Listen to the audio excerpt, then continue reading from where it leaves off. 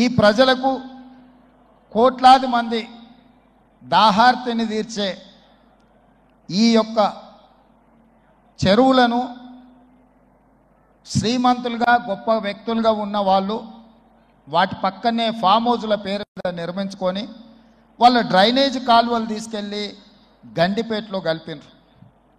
నేను ఇక్కడ వేదిక మీద ఉన్న పెద్దలతో పాటు ఇక్కడ వచ్చిన భక్తులను నేను ఒకటే మాట అడగదలుచుకున్నా.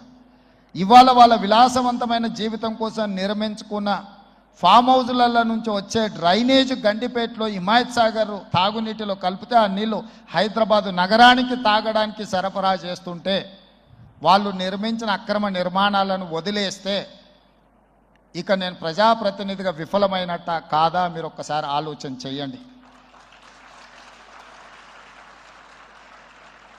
అందుకే ఒత్తిడి వచ్చినా మిత్రులకు ఫామ్ హౌజులు ఉన్నా ఏవి వదలకుండా హైడ్రా అనే ఒక సంస్థను ఏర్పాటు చేసి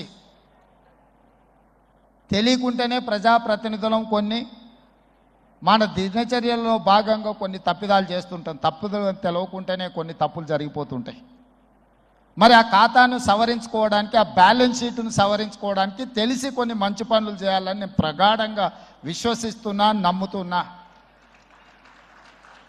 ఆ తెలిసి చెయ్యాలనుకుంటున్న మంచి పనుల్లో భాగము ఈ చెరువులను చెరబట్టిన వాళ్ళ నుంచి విముక్తి కలిగించాలన్న ఏకైక లక్ష్యంతోనే ఈరోజు చెరువులను ఆక్రమించుకున్న వాళ్ళను ఎవరిని వదలకుండా ఉక్కు పాదంతో అణిచివేయాలన్న ఆలోచన, అందులో నిర్మాణాలను ఏ ఒత్తిడి వచ్చినా వెనక్కి తక్కకుండా తొలగించాలన్న ఆలోచనతోనే ఈరోజు ఈ చెరువులలో ఉన్న అక్రమ కట్టడాలను కూలగొడుతున్నాము. దీనికి స్ఫూర్తి భగవద్గీత అనే కురుక్షేత్ర యుద్ధ సందర్భంలో అర్జునుడు ఆయుధాలను కింద పడేసి రాజ్యం కోసం భీష్మ పితామహుడు, అదేవిధంగా కర్ణుడు, దుర్యోధనుడు, దుశ్శాసనుడు నా సహోదరులందరూ ఆ పక్కన నించుంటే రాజ్యం కోసం వాళ్ళందరినీ సంహరించడం, వాళ్ళని సంహరించి రాజ్యాన్ని సాధించుకోవడం ద్వారా ఏమి ఉంటుంది, ఏం మనశ్శాంతి వస్తుంది అని చెప్పి అర్జునుడు యుద్ధతంత్రం నుంచి తప్పుకుంటా అన్నప్పుడు శ్రీకృష్ణ భగవానుడు బోధించిందే భగవద్గీత.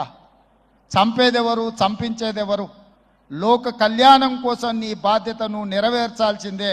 ధర్మం బ్రతకాలి, అధర్మం ఓడాలి అంటే నువ్వు యుద్ధం చెయ్యాల్సిందే అనే యుద్ధ నీతిని ఆ రోజు అర్జునుడికి బోధించింది శ్రీకృష్ణ భగవానుడు. ఇవాళ ఆ శ్రీకృష్ణ భగవానుడి బోధనానుసారమే ఈరోజు ఈ చెరువులను కాపాడే కార్యక్రమాన్ని నేను తీసుకుంటున్నా. నాకు తెలుసు ఈ చెరువులలో నిర్మాణమైన విలాసవంతమైన ఫామ్ హౌజులు ప్రభుత్వాన్ని ప్రభావితం చేయగలిగిన స్థానాలలో ఉన్న చాలామంది వ్యక్తులు ఉన్నారు. ప్రత్యక్షంగా ప్రభుత్వంలో భాగస్వాములు అయి ఉండొచ్చు, లేకపోతే సమాజం మీద బాగా ప్రభావితం చేయగలిగిన వ్యక్తులు ఉండొచ్చు. కానీ వాటన్నిటినీ నేను పట్టించుకోదలుచుకోలే. ఇది భవిష్యత్ తరాలకు, ఇది రాజకీయాలకు సంబంధం లేదు. నేను స్పష్టంగా చెప్పదలుచుకున్నా. రాజకీయాల కోసమో లేకపోతే రాజకీయ నాయకులను కొంతమందిని దృష్టిలో పెట్టుకొని చేపడుతున్న కార్యక్రమం కాదు ఇది. భవిష్యత్ తరాలకు, మన పిల్లలకు, వాళ్ళ పిల్లలకు వారసత్వంగా మనం అందించే సంపద ఈ సరస్సులు, ఈ నదులు, లేకపోతే ఈ రోజున్న ఈ చెరువులు. ఈ ప్రకృతి సంపదను మనం విధ్వంసం చేస్తే ప్రకృతి మన మీద కక్ష కడుతుంది. ప్రకృతి మన మీద ప్రకోపిస్తే మనం చెన్నైలో చూసినాం, అదేవిధంగా ఉత్తరాఖండ్లో చూసినాం, నిన్నగాక మొన్న వాయనాడు మనం కేరళలో చూసినాం. ఈరోజు ఇలాంటివన్నిటిని దృష్టిలో పెట్టుకున్నప్పుడు ఈ హైదరాబాదు నగరాన్ని రక్షించుకోవాల్సిన బాధ్యత మన అందరి మీద ఉన్నది. ఇది ఒక సుందరమైన నగరం. ఈ నగరానికి ఈ చెరువులే ఒక అందం. ఈ చెరువులను కాపాడే బాధ్యత ఈ ప్రభుత్వం తీసుకుంటుంది.